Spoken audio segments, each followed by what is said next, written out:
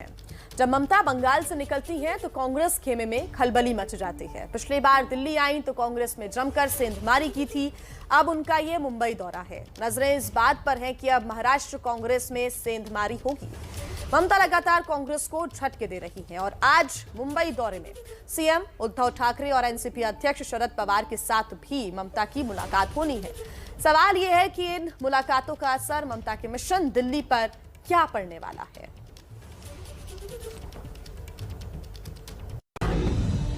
मुंबई दौरे पर ममता, TMC working committee की अगली बैठक दिल्ली में। आज टीएमसी सांसदों की बैठक। ममता बनर्जी ने राजनीति के खेल में अपने पत्ते साफ कर दिए हैं। दिल्ली में शीतकालीन सत्र में राजनीतिक दांव खेले जा रहे हैं तो ममता बनर्जी मिशन दिल्ली को मुंबई से साधेंगी। ममता आज महाराष्ट्र के मुख्यमंत्री उद्धव ठाकरे से मिल सकती हैं। ममता बनर्जी एनसीपी अध्यक्ष शरद पवार से भी मुलाकात कर सकती हैं। ममता बनर्जी के भतीजे अभिषेक बनर्जी भी साथ जाएंगे। ममता आज सिद्धिविनायक मंदिर के दर्शन भी करेंगी। मुंबई में ममता के होने के मायने यही हैं कि ममता 2024 में पहले मोदी के खिलाफ मोर्चा तैयार करना चाहती हैं। ये ममता के ऑल इंडिया प्लान का हिस्सा है, लेकिन इसमें पहली टक्कर कांग्रेस से होनी है। कल भी ऐसी ही झलक संसद के अंदर दिखाई दी। कृषि कानून के मुद्दे पर गांधी प्रतिमा के पास पहले कांग्रेस ने प्रदर्शन किया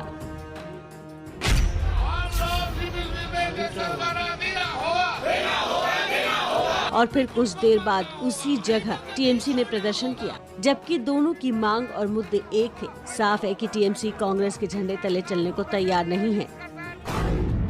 कल कांग्रेस की बैठक में डीएमके, एनसीपी, सीपीएम, सीपीआई, आरजेडी, मुस्लिम लीग, एमडीएमके, एलजेडी, नेशनल कॉन्फ्रेंस और आरएसपी शामिल हुए, लेकिन टीएमसी, शिवसेना, बीएसपी, समाजवादी पार्टी और आम आदमी पार्टी ने बैठक से दूरी बना ली। अब ममता कांग्रेस के खेमे में शामिल एनसीपी अध्यक्ष शरद पवार से मुलाकात करने वाली हैं। कल कांग्रेस की बैठक हुई तो आज टीएमसी सांसदों की बैठक सुबह 10:15 बजे होने जा रही है। ये बैठक संसद भवन में पार्टी कार्यालय में होगी। टीएमसी सूत्रों के मुताबिक ममता युद्ध स्तर पर मिशन 2024 में लगी हैं, जिसमें देश में राजनीतिक समीकरण साधने के अलावा पार्टी के अंदर भी जरूरी बदलाव किए जा रहे हैं। कल कोलकाता में हुई तृणमूल कांग्रेस की वर्किंग कमेटी की बैठक में पार्टी के राष्ट्रीय विस्तार की योजना पर चर्चा हुई, जिसमें अंतिम निर्णय करने के लिए टीएमसी ने ममता को वीटो पावर का अधिकार दिया है। टीएमसी पार्टी संविधान में बदलाव की तैयारी कर रही है।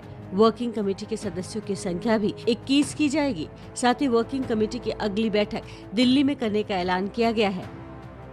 मायने ये हुए कि ममता की नजर पूरी तरह दिल्ली पर लगी है। कांग्रेस की कोशिश है विपक्ष को साथ रखने की, लेकिन अब टीएमसी ने खुलकर प्रहार शुरू कर दिए हैं। हमने कभी कांग्रेस को बुलाया क्या हमारे यहाँ कि आप आइए? हमने तो नहीं बुलाया। तो दूसरे कोई पार्टी हमको बुलाएगा तो हम जाएंगे कि नहीं जाएंगे, ये तो हमारा पार्टी का स्टैंड होता है। पिछले दिनों में हम जाते थे, आज अचानक हम एक दिन नहीं गया तो एक दिन नहीं गया तो आसमान तो टूट नहीं पड़ा। আমরা আমাদের ইস্যু নিয়ে লড়বো, আমরা তো আর কংগ্রেসের ইস্যু নিয়ে লড়বো না। আমরা একটা ন্যাশনাল পলিটিক্যাল পার্টি, বিভিন্ন রাজ্যে আমরা লড়াই করছি। অতএব আমাদের দলের তো ইস্যু আছে, আমাদের দলের ইস্যু আমরা করবো। আমরা কংগ্রেসের সঙ্গে কেন আইডেন্টিফাই করব? ममता ने अपनी राह चुन ली है। इस राह में कांग्रेस के सामने दो ही विकल्प हैं, या तो वो ममता के झंडे के पीछे चलना स्वीकार करे या फिर ममता से टकराव मोल ले। फिलहाल कांग्रेस दोनों विकल्पों से बच रही है, लेकिन ममता अपनी राह पर बढ़े जा रही हैं। ताज़ा जानकारी के लिए आपको सीधे हमारे सहयोगी जितेंद्र दीक्षित के पास लेकर चलते हैं। जितेंद्र, ममता की आज अहम मुलाकातें हैं। 2024 में होने वाले चुनाव को साधने की पूरी कोशिश है। जी बिल्कुल, ममता की जो मुंबई विजिट है उसके सियासी मायने निकाले जा रहे हैं और ममता बनर्जी आज शाम को मुंबई पहुंच सकती हैं और इसके बाद कल और परसों उनका मुलाकातों का दौर चलेगा। और जो मुंबई में अहम मुलाकातें होने वाली उसमें से सबसे अहम है एनसीपी प्रमुख शरद पवार के साथ में मुलाकात। और ये भी खबर आ रही है कि उद्धव ठाकरे से भी वो मिल सकती हैं, लेकिन उद्धव ठाकरे फिलहाल बीमारी के चलते अस्पताल में भर्ती हैं और आज वो डिस्चार्ज हो सकते हैं, तो उनके साथ मुलाकात अभी तय नहीं है। और इसके अलावा महाराष्ट्र के जो बिजनेसमैन हैं उनके एक समिट को वो संबोधित कर सकती हैं। तो ये उनका कार्यक्रम अब तक जो हमें पता चला है वो मुंबई में रहने वाला है। जहां तक सियासी समीकरणों को साधने का सवाल है तो ये बात ठीक है, क्योंकि एनसीपी पहले से ही जब वेस्ट बंगाल में चुनाव हो रहे थे तब से ही एनसीपी जो है टीएमसी के प्रति अपना समर्थन का ऐलान कर चुकी थी और लगातार शिवसेना भी जो है सामना के संपादकीय के जरिए और बयानों के जरिए जो है ममता बनर्जी का समर्थन करते आई हैं।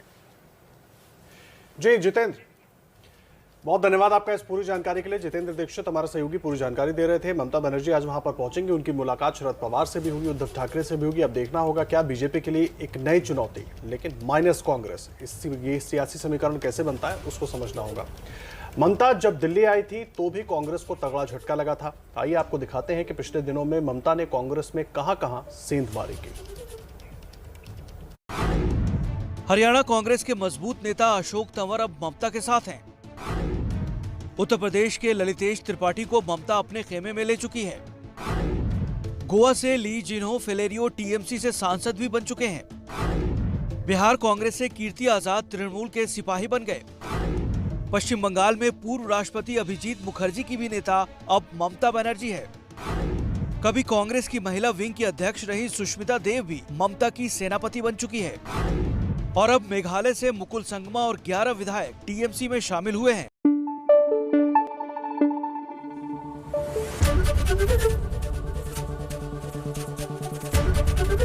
एबीपी न्यूज आपको रखे आगे।